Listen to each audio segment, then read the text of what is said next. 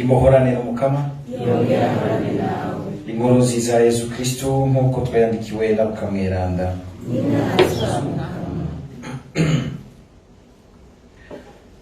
Muri iryo minsi umwami Herodi yumvise ibyabaye byose arazazanirwa, kuko bamwe bavuga bati ni Yohani Batista yazutse akava mu bapfuye, abandi bati ni Eliya yiseruye, abandi nabo bati ni umuhanuzi muri bamwe bakera yazutse.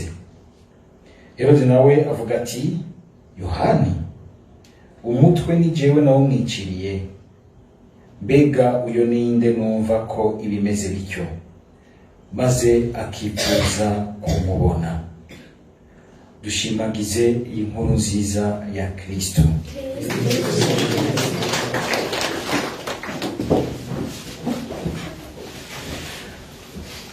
Tuzirikane amajambo y'Imana muri ibi vyumviro bibiri. Ubwa mbere ingoro y'Imana, ubwa kabiri kubona Yesu. Ingoro y'Imana no kubona Yesu. Mu gisoma ca mbere turumvise ingene hamwe Abisirayeli baviriye i Babiloni, ingene bashitse mu gihugu cabo, kujya twese byo dushikira. Bashitse baje bafise indoto nyinshi ziryoshe zukora basubiye iwabo, nitwariko gusubira kumva ko bamerewe neza iwabo. Baca bihutira kubaka amazu meza meza bashikiramo bamererwamo neza, ngo baribagira, barahorokerwa, baraterera hasi igikorwa cyo kubandanya bubaka ingoro y'Imana, gushikaho Imana ihagurutsa umuhanuzi wayo Ageya akagenda kababwira.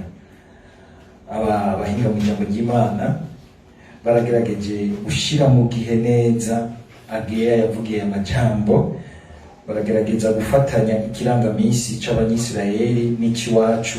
Bavuga neza yuko yatanguye kuvuga ubutumwa hari ku itariki imwe y'ukwezi k'umunani mu mwaka wa 520 mu k'umunani, kandi ngo yakoze ubutumwa bwiwe nk'ubu amezi 5 gushika nko mu mpera z'umwaka. Niho rero ashikana aya majambo. Ni nkuko Omenga ariko aratubwira uyu munsi turi muri ico kiringo nawe yashikirije mu butumwa, akagira ati kubera iki umwitwarariko wanyu wose waheze mu byo kubaka ibyanyu, kwisakara, kumererwa neza, muraheza muterera hasi umwitwarariko wo kubaka ingoro y'Imana. Ariko caraneza mu ndani bavuga ikintu gikomeye. Mwumvise mu mpera ingene Ageya afatanya ukubaka ingoro y'Imana no kurya no kunywa no guca amafaranga, sinzi ikindi kintu yavuze, kwambara n'ibindi byose yavuze by'ubuzima bwo ngaho hanze. Tugire Kristo bivuga neza rwose ingene ingoro y'Imana irafatanye rwose n'ibyo bintu tubamo ngaho. Hajya ku kazi, uraha mu biro uriko urateta ikiganiro, uriko urakira abantu, uriko urakora hamwe isakrici, uriko urakora ku kazi wawe, uriko urafata agacupa aho kwa Jackie, uri hehe uvugana n'undi ku telefone, ugira iki? Ingoro y'Imana, presence y'Imana irafatanye n'iyo myitwarariko y'ubuzima bwacu bwa misi yose. Imana ikagomba kutwereka yuko udashobora kugira umwitwarariko wo kubaka ubuzima bwawe wenyene ukibagira Imana mu buzima bwawe. Abantu baragiye hamwe barubaka amazu yabo meza meza, baca baterera hasi umwitwarariko wo kuzuza ingoro y'Imana. Bicabera nk'ibipfiriye hagati, ko barashitse baratangura barubaka, ariko haragira igihe umenga bararambiwe, bagira bati kiratevye kuzura, reka twigire tubanze twubake izacu, ibizu byiza byiza byacu, tugure ibitanda byiza, turyame ku bimatera bya Dodoma, turuhuke tumererwe neza. Ivy'Imana mugabo burya ubuzima bwabo sigisabisha bagasenga bakongera bagakora. Ivyo bintu bibiri bitegerezwa kujana. Ntugombe kwigumira mu gusenga gusa mu cyumba c'amasengesho, nivyo hari imyanya imwe yo gusenga bwose, ariko ubuzima bwose ntibwocika guhera mu cyumba c'amasengesho. Nkuko utomenga uti kwiruka ugakora lo staccanovismo. Alexis Stakhanov abantu babize mu wakangahe muramwibuka, bahereye yuko akora ibikorwa byinshi umwanya munini, ugaca amafaranga menshi, ukabunda ibintu byinshi, mugabo waheza kubirunda ngaho ugasanga ibikorwa byarakwishe, waragwaye, bya bifaranga byose waca ugaca ushira mu doteri hariya mu Buhindi bakuvure kanseri. None waruhiye iki? Ugasanga muhiri wawe abana ntibakikumenya kuri papa wawe, ushitse barabaza mama bati be ico kigabo kije ngaha kivuye he? Ni papa wanyu. Hari umuvyeyi nzi byigeze kumusaba yuko ahagarika ibimisyo yamamwo aragaruka muhira, bisaba yuko nyina atangura kumwumvisha uyu ni papa wanyu, atangura kumvisha abana, kuko yama mu mamisyo y'amafaranga menshi kazana ibifaranga ukabizanira umuntu akuraba nk'imbwa bahaye cyane nawe nyine ca mugabo. None nabirondereye iki? Ni ukuvuga ingoro y'Imana ikadutumirira kugira ico twita mu buzima l'équilibre y'ubuzima. L'équilibre y'ubuzima.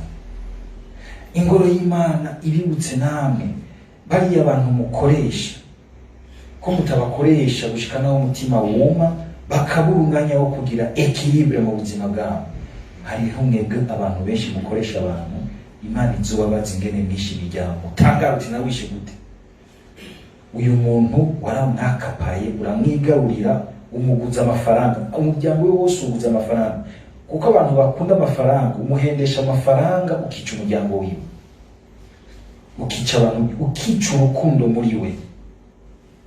Nico gituma ngo murarya ntimuhage, mukambara ntimubone ko muberewe, mukisiga ifreshere ntifate, ukaguma wisiga. Abantu barabisiga nkiba n'ivyo bintu vyose, amaguru gena ugize amayo ugakorokera hano abika n'amavuta. None aya yose frère ushaka kubiki? Ni entretien canke hari ikindi kintu ubona umenga Imana yarapimye uzozana kuri wewe n'ayo mavuta? Ubwoko nka 10 na bungahe, akambara amabiju akumenga ntarebo, isherete zitatu, amatwi yaratubaguye ngaho hose, ubwo rimwe ntiryokwira, izuru yarashize kwa yarashize kuki. Ukabona yuko umutima wiwe umenga ntuhaga, kuko yagombye kuhagisha ibintu gusa by'inyuma, aribagira yuko umutima wiwe ari banga rikomeye basangiye n'Imana. Nico gituma kwiruka mu bintu tugatera akagera Imana, hagera igihe tukabiburamo akanovera. Rero gashobora gusanga n'abantu biyahuriye mu bintu, cyane mwebwe ko mwiyahurira mu bintu bigenda gute? Ni ibintu byose mufise, tinda bifise ati mugabo ndumva ko mbuze ikintu ngirakamaro, ndabuze urukundo. Hari umuntu yari afise amafaranga menshi, akama nawe nyine yaba ariko yiruka bakunda amahera, ko kwaje amafaranga afatanye ibintu byinshi, aca gutumugira influence mu bantu, baca kwita umushinga naye kuko waguze inzoga nyinshi z'abacamanza. Bivuga yuko bose amafaranga menshi kuri umushinga naye, bivuga yuko ari kufise ijambo rigororotse, ingingo nziza yubakira abantu, yuko ushobora guca n'urubanza rw'umuhungu wawe ugahumiriza ukaraba mu kirere uti nawe uri umuhungu wanje baracugenda mu gasho. Aha birakomeye kuko hari inyungu y'abandi benshi. Uyu muntu yaba yiruka mu byo kwiruka nyene, uko twese yiruka usanga abantu, hanyuma abagenzi bakamutumira bati shika ku rubanza rwacu, ati ngira mikashe yawe, akamurungikira. Uwo mutumye wese mikashe yawe, akamurungikira. Si bibi, mugabo ntiyigera haseruka. Umunsi umwe nawe agira urubanza, ceba ati ba bantu bose muramurungikira kuri mikashe ngo ndabatumire baze tunezerwe hamwe. Aragura ibintu byinshi, yibaza ati bose baraza kumwitaba, ati mbega bimeze gute ko mutabaza, ati turungikira mikashe yawe.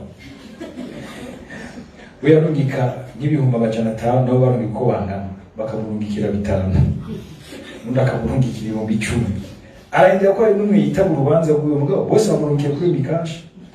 Ati none ibi nabiteguriye bande? Wibajije ko amahera yawe umenga ni byose. Si byose. Wibajije ko kwiruka inyuma y'amahera umenga ni byose. Amahera si byose. Arakenewe ariko ntiyigere aduhenda ngo acike umutegetsi wacu. Tugume tuyagira igikoresho, kigume musi y'ibirenge byawe. Ubwa kabiri ngo kubona Yesu. Herodi ngo arashaka kubona Yesu. Arashaka kubona Yesu kuko yumvise umuyezu avugangwa akora ibitangaro, bakamwitiranya n'abahanuzi bakomakomeye ba kera. Ninde adashaka kubona uyo muyezu? Yesu ese no kubona ikone yanje ikuzura amahera suko iriga Yesu imyaka yanjanye akeneye umugabo suko ndakeneye umugore ndakeneye umwana wa muyezu ibitangaro murabona niwe ariko kandi ugumye ngaho ntiyuzuye si Yezu we niwe ariko kandi si we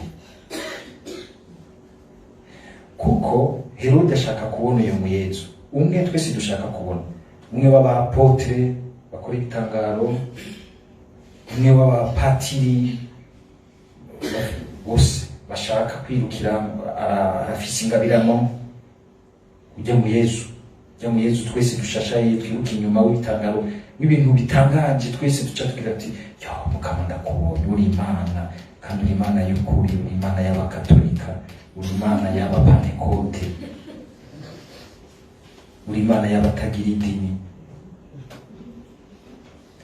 Ujya mu Yezu akora ibintu bidutangaza bikadushikura uca twemera bukwi na bukwi kandi bimwe byo hejuru nyene binyaruka utabanje kwinjira ngo wumve wowe wemeye uwo ari we.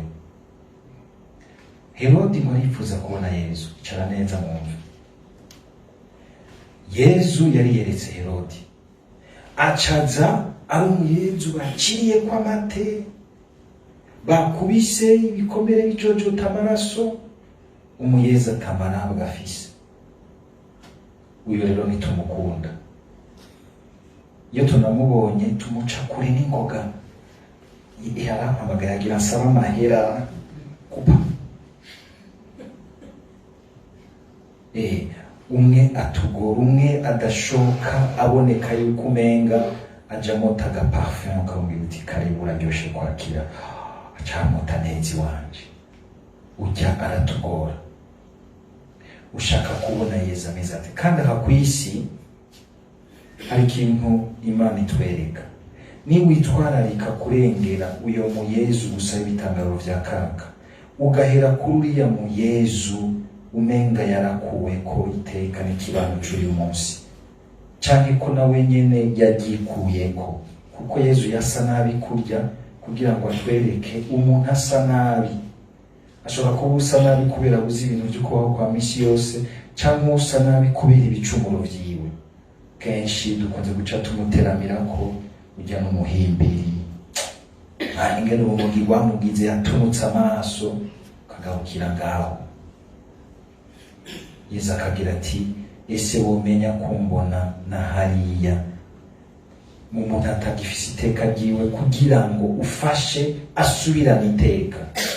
Uzi ubonye Yezu akomeye cyane mu kwimenyereza kumubona muri abo hageze uzoheza umubone mubone nahazwa ujya wibitanga ujya yakakujya yasohotse ku Pasika. Dusabe Yesu kugira ngo igihe aciye iruhande yacu ntidusange twamuyobewe, kuko usanga umenga duhera ku muyezu umenga w'igipande. Tumenya kwakira Yesu wese. Amen.